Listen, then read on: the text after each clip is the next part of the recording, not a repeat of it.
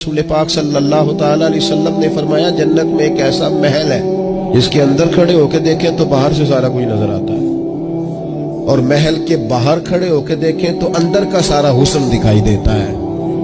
تو حضور توجہ دلاتے تھے تو صحابہ میں شوق پیدا ہوتا تھا، یا رسول اللہ کس کو ملے گا؟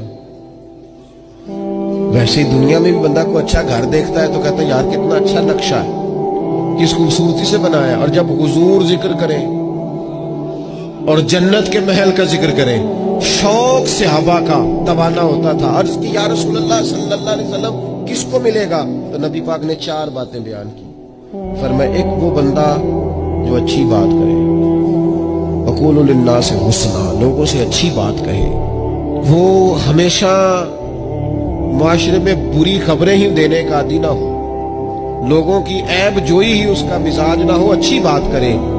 اور دوسرا رسول پاک نے فرمایا کھانا کھلائے، اہل ایمان کی دعوتیں کرے، اور تیسرا فرمایا کثرت سے روزہ رکھے، اور چوتھا فرمایا جب لوگ نیند کے مزے لے رہے ہو نا تو یہ اٹھ کر اپنے رب کی عبادت کرے۔ ساون کی کالی راتوں میں جب بوندا باندی ہوتی ہے، وہ راتوں کو اٹھ اٹھ روتے ہیں جب خلقت ساری سوتی ہے۔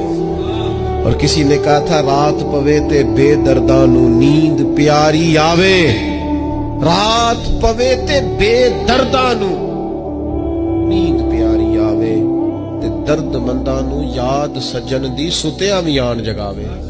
فرمایا جب لوگ خواب خدگوش میں ہوں، نیند کے مزے لے رہے ہوں، تو رب کے بندے اٹھ کے اپنے رب کو یاد کرتے۔ والذین یبیتون لربہم سجدا وقیاما، یہ 4 چیزیں جن لوگوں میں پائی جائیں حضور فرماتے ہیں انہیں وہ عالی شان محل ملے گا جس کی تعریفیں گویا خود رسول کریم نے بیان فرمائی۔